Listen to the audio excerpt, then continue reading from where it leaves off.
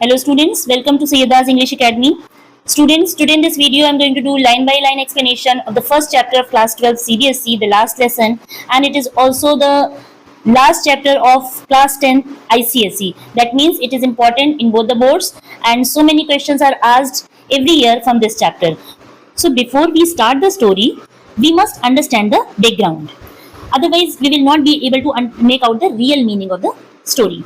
So very first, we will start from let me come to the yes we will start from the setting. See, the story is set in Alsace and Lorraine, the two districts of France, and these are the two districts which were captured by Prussia, the present day Germany, during the Franco-Prussian War. Franco-Prussian War. And as a result, Germans imposed their language on the people of France, of these two districts. They forced the people of France to study only German and they banned French language from the schools. That was a big shock for the natives.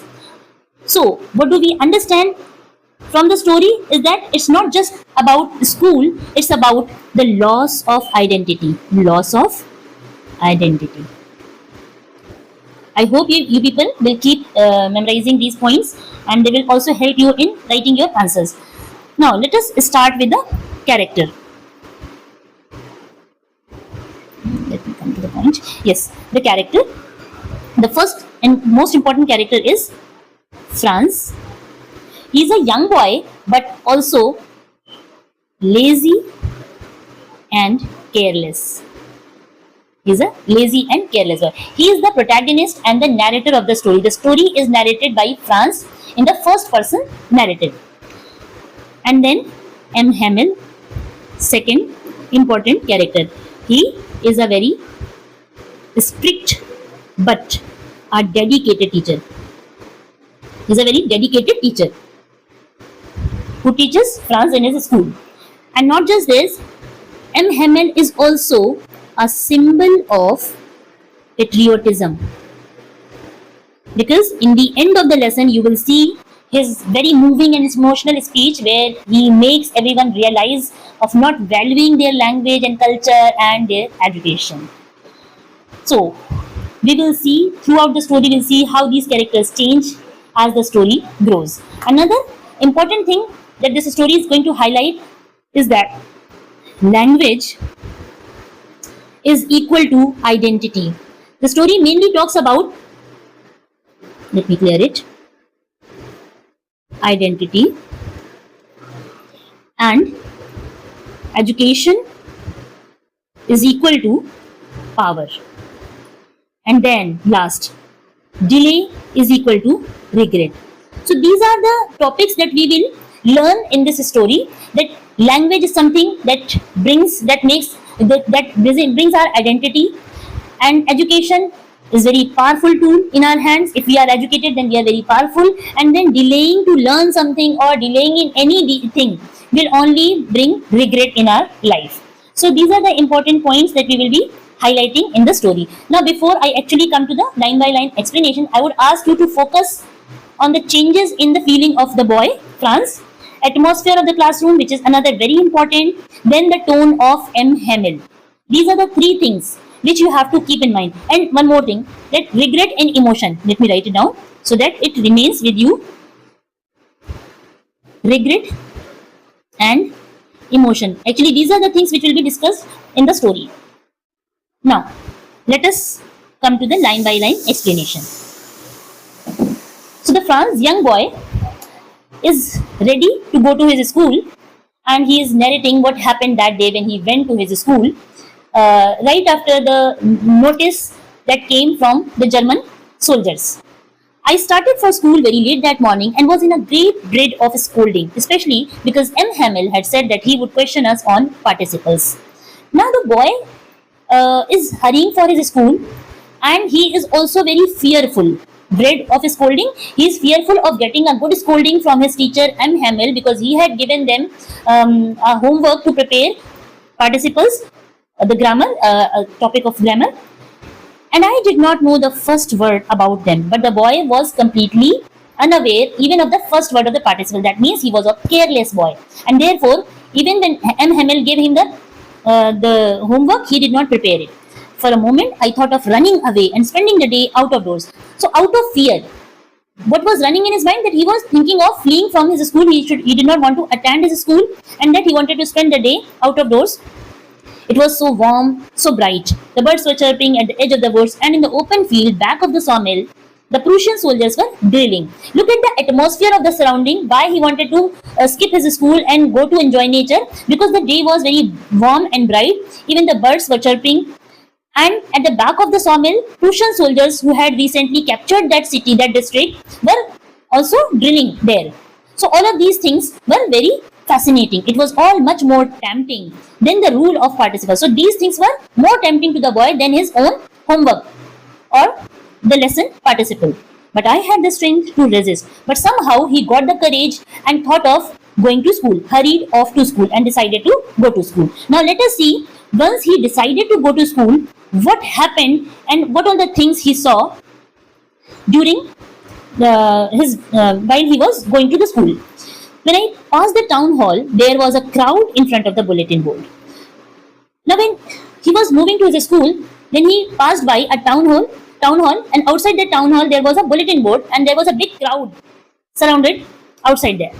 For the last 2 years, all our bad news had come from there: the lost battles, the drafts, the orders of the commanding officer. And I thought to myself, without stopping, what can be the matter now? Now you see, when the boy passed from the town hall and saw the crowd standing outside that bulletin board, he was reminded of all the bad news that used to come from the last 2 years from this bulletin board. Generally, that bulletin board used to show the notice from the governments, sometimes about the lost battles, sometimes about the drafts and other orders. So they were usually the bad news for the people. And the boy also thought that there could be something wrong, and that's why the people are standing outside, but he did not care. Then, as I hurried as fast as I could go, the blacksmith, watcher, who was there with his apprentice reading the bulletin, called after me. Don't go so fast, Buck. You will get to your school in plenty of time. So when the boy was already late for school and he was hurriedly going there, the blacksmith, who was also standing outside the bulletin board, his name is Watcher, and he was reading the bulletin. So while reading there, when he saw the boy rushing, he said, ironically, don't go so fast, boy. You will reach your school with enough of the time, plenty of time. So somewhere this line is very ironical, because the boy does not know why Watcher said this. He had no idea of the orders that came from the German soldiers, that their language, the lesson which he was so fearful of, is not going to be taught anymore. And therefore, he wanted to make the boy realize that there is no need to hurry to school, as the class is not going to be held there. Now, I thought he was making fun of me and reached M. Hamel's little garden all out of breath. The boy thought that Watcher is only making fun of him. He did not understood the the real meaning of Watcher. And finally, all out of breath means while panting, he reached M. Hamel's garden. Usually when school began, there was a great bustle which could be heard out in the street. The opening and closing of desks, lessons repeated in unison, very loud, with our hands over our ears to understand better, and the teacher's great ruler rapping on the table. Now the boy present the atmosphere of the school that would be the very usual scene. Every day there used to be a great bustle, noise and rush out in the school, and that noise could be heard out in the streets. That noise used to be usually of opening and closing the desk of the classrooms, the children repeating their lessons or memorizing their lessons in unison, means simultaneously they would be repeating their language, their lessons very loudly, and the other students would generally trying to understand understand the chapters by putting their hands over their ears so that they could not hear the noise and could focus on the lesson that would be going on in their class. And even the one could hear the tapping of the ruler on the table from the teachers. So this was the usual atmosphere of the class or the school every day. But now it was all so still. But today it was something different. It was not the kind of hustle and bustle. There was no such hustle and bustle that day. It was all very silent. I had counted on the commotion to get to my desk without being seen. Now, usually the boy used to count on the commotion, would be would be depending on the commotion. He would be taking advantage of that commotion, the noise, and then he would be able to get to his desk without being noticed. This was his usual way. He's counted on the commotion to get to my desk means generally this noise and this hustle and bustle would make the boy reach to his desk easily without being noticed. But of course, that day everything had to be as quiet as Sunday morning. But that day he could not get this kind of atmosphere or to get unnoticed because that day was very quiet, just like a Sunday morning. Through the window, I saw my classmates already in their places. When the boy reached there, and he from the window when he saw in to the classroom, he saw his friends, all his classmates were already sitting there, and M. Hamel walking up and down with his terrible iron ruler under his arm. So M. Hamel was also taking a round in the class with his iron ruler. I had to open the door and go in before everybody now because this was a very silent day. So the boy had to go in and he would be noticed that day because there is no noise that you could take advantage of that. You can imagine how I blushed and how frightened I was. Now the boy want to make us realize that because of the extraordinary, unusual silence, the boy was almost very much frightened and almost blushed. There was his face was all red out of fear that now he would be noticed by MML and then MML would give him a good scolding. But nothing happened. MML saw me and said very kindly, "Go to your place quickly, little Franz. We were beginning without you." So the boy could not understand because the behavior of M. Hamel, the reaction of M. Hamel was generally very unusual. Instead of scolding him, he kindly said, he used to be very strict master, but this day he was very kind and said that quickly go to your place because they were about to begin the lesson without his presence, and at least now he is present. I jumped over the bench and sat down at my desk. So quickly the boy went to his place. Not till then, when I had got a little over my fright, did I see that our teacher had on his beautiful green coat, his frilled shirt, and the little black silk cap. Now, after he could get over his fright, when he could get over his fear, then he noticed that his teacher M. Hamel was not in his usual dress. That day he was very beautifully dressed. What he was wearing? Green coat. You can see in the image. He was wearing green coat, frilled shirt, and little black silk cap he was wearing on his head, all embroidered. So this was very unusual dress. He never wore except on inspection and prize days. And that too, this dress was very special and he had kept it for some special occasions like on the inspection days or on the prize days. Besides, the whole school seemed so strange and solemn. Not just the appearance of M. Hamel, but also the entire school looked very strange, and solemn means very silent.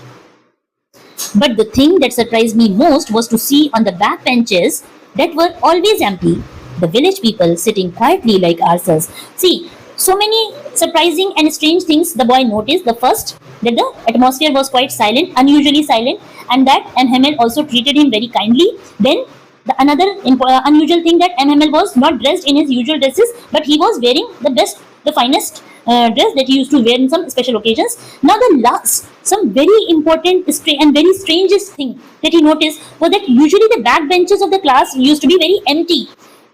And that was most surprising for him because today village people were sitting quietly, just like ourselves, means just like the other students. On the back benches, the villagers were sitting quietly.